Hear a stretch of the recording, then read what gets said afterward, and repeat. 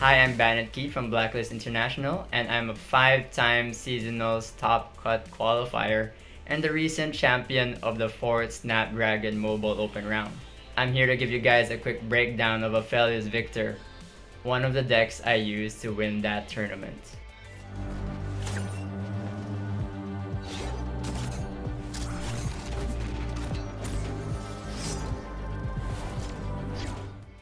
At its core, Aphelios Viktor is a very competitive mid-range deck with many ways to win.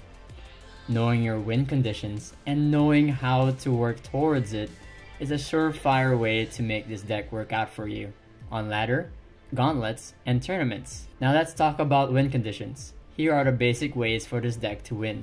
Let's go over them. With the infinite created moon weapons of Aphelios, you can make your opponent's unit-based deck run out of units. Kill key followers with Calibrum, stun threats with Gravitum, and keep your health total high with Severum. It's not uncommon for your opponent to have a 2-card hand while your hand is full of cards to play. Decks that usually lose to this strategy are Demacia, Elusive, and Aggro decks.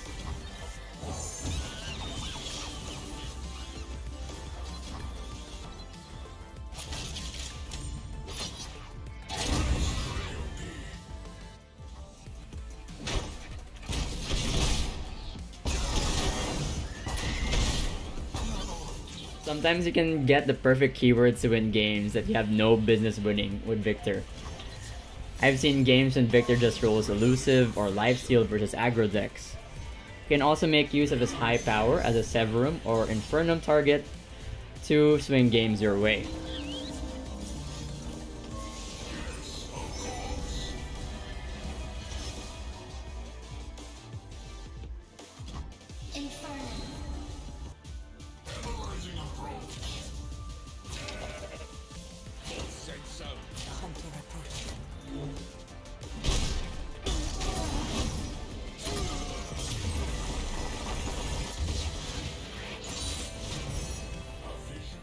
With the deck's cheap units and unit-generating cards such as Poro Cannon, Flame Chompers, and Aphelios' Crescendum, you can finish off your opponents with a full board Winding Light to give your units +2/+1 and Overwhelm for the turn. Here's a tip: if you're preparing for a Winding Light turn, try not to trade down your units as much as you can.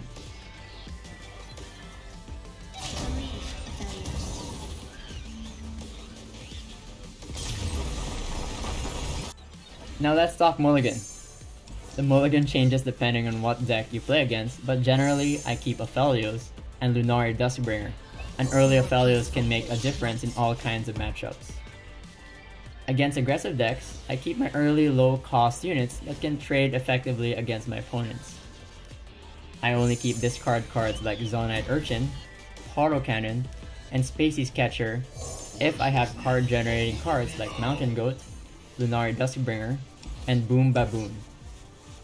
I always keep Aftershock versus Thralls or Sundisk. For slower decks, I sometimes keep Viktor if my hand is already very good. Generally, this deck is favored into any aggressive Noxus, PNZ, Shurima, and Bandle City decks, while it struggles into Demacia, Shadow Isles, and Freljord control decks. And with the recent nerfs to its weaknesses like Frozen Thralls, Quicksand, and Petricite Broadwing, I only expect this deck to get better in ladder and in tournaments. Though it has some bad matchups, they are never unwinnable. Just be sure to know what cards your opponents could be playing and your win conditions. That's it for the video, but to be honest, I couldn't cover all the small things in such a short span of time. So if you have any questions, feel free to message me on Twitter. Also, I'll be posting the deck code below, and if you enjoyed this video, feel free to like ESL's social media accounts for more Legends of Runeterra. Bye.